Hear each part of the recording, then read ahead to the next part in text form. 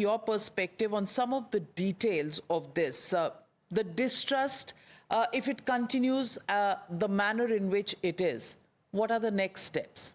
Well, Israel is ready to go back to military action if needed. We would prefer to refrain from that. And in order to refrain from that, all the partners in the region, all the countries in the region, including those who are mediating, had to understand that there is no situation whatsoever that will be acceptable, that Hamas will stay in the Gaza Strip. They have to go. And only when the radicals are defeated in Gaza, the Palestinian people will have a future, will have hope, will have countries that will be ready to do reconstruction in the Gaza Strip. But if that doesn't happen, then we are on a collision path. Have you got any indication from any of the mediators that they are probably reneging on Hamas leaving the Gaza Strip?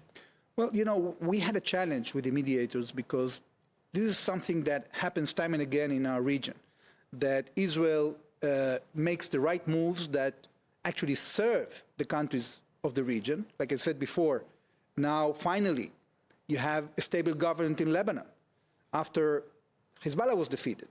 Finally, we are rid of Assad and we have a future for Syria. So the countries in the region are enjoying the fruits of the military defeat of Hezbollah and the Israeli military victory. The question is what they are ready to give us in return.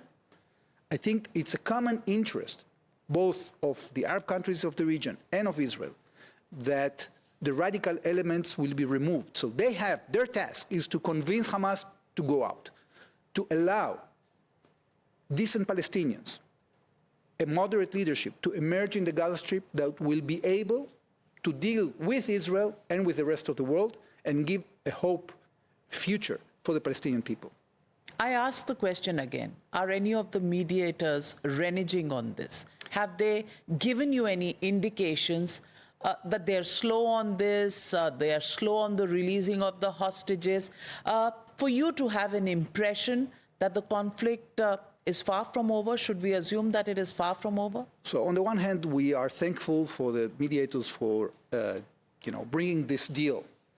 On the other hand, what we've seen during the last 16 months, that they haven't been capable of putting enough pressure on Hamas diplomatically, and the result of that is that we had to take more action militarily.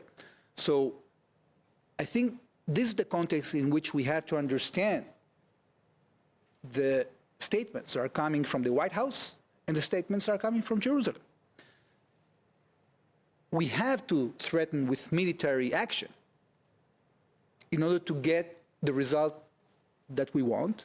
But if this diplomatic result is not given by the mediators and they are not going to be willing to put enough pressure on Hamas, the result is going to be very clear.